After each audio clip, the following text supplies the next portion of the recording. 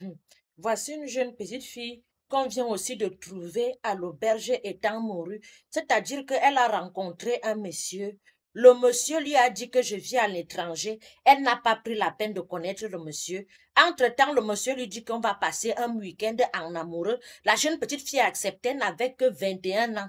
La jeune petite fille a accepté. Les gens leur ont vu bras dessus, bras dessous. Ils sont partis à l'auberge. Ils ont fait le tataboum là-bas. Le monsieur lui a fait le tataboum le premier jour. Le deuxième jour, le monsieur est parti acheter les boissons. Il a mis les solom-solom dans les boissons, dans les trucs, quand tu bois, tu dors.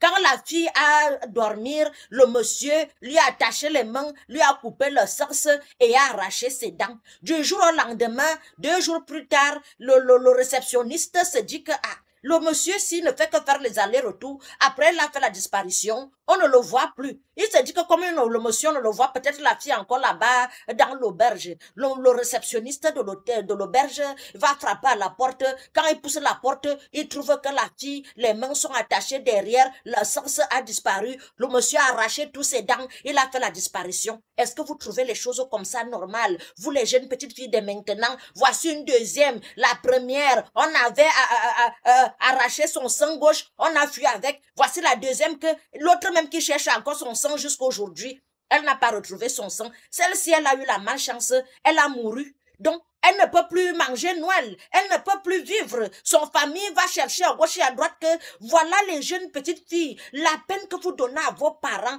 Nous, à notre époque, on ne partait pas avec les inconnus que tu ne connais pas l'homme. Il te dit, suis-moi, tu le suis, monte dans mon voiture, tu montes, allons boire, tu vas boire. Est-ce qu'on boit avec les inconnus? L'homme même, c'est que tu prends la peine de le connaître son entourage, ses amis, son travail. Il sort d'où? Je viens en étranger, ce n'est pas une preuve, une fiche de paye. Je viens en étranger, ce n'est pas une preuve qu'on est quelqu'un de sérieux. On prend la peine de connaître quelqu'un avant que tu n'appelles, tu rencontres un homme. Il t'amène déjà à l'auberge, il te dit, bois ça. Toi aussi, tu bois. Pourtant, c'est le solom-solom. Là, voilà, alors qui est couché là-bas, c'est la famille qui va perdre dans la perdance. Elle est partie au paradis rejoindre ses ancêtres. Le monsieur a disparu avec les dents. Il va aller vendre les dents. Demain, il va encore flatter une autre fille qui a le gros cœur. Comme vous aimez les hommes fructurés, les hommes qui ont l'argent. Et pourtant, quand tu vas manger l'argent là, c'est l'argent de ta soeur, de ta semblable, d'une femme comme toi qu'on est parti arracher ses dents. On l'a tuée. Elle est morte dans la mourance. Et c'est son argent de son cadavre que tu vas manger. Dès que tu finis aussi de manger, tu vas boire le jus. Il va te mettre les solom-solom dans les jus. Il va aussi te tout. Dès qu'il te tout, il arrache ton dent, il arrache ta source et il disparaît avec. Ça vous apprendra. Quand on ne connaît pas quelqu'un, on ne le suit pas dans les endroits où, je ne sais pas, on ne le suit pas comme ça.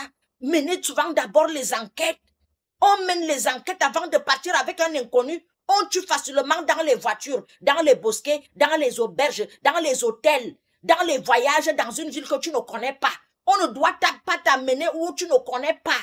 Prends d'abord la peine de cerner la personne. Ok, dès que tu vois un homme, tu vas déjà livrer la sauce à la berge. Voilà donc.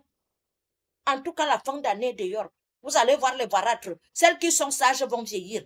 Celles qui ne sont pas sages, on va seulement vous ramasser dans les auberges, les dents arrachées. On va faire comment? Après, on va t'enterrer sans sauce, sans dents. Bon, bref.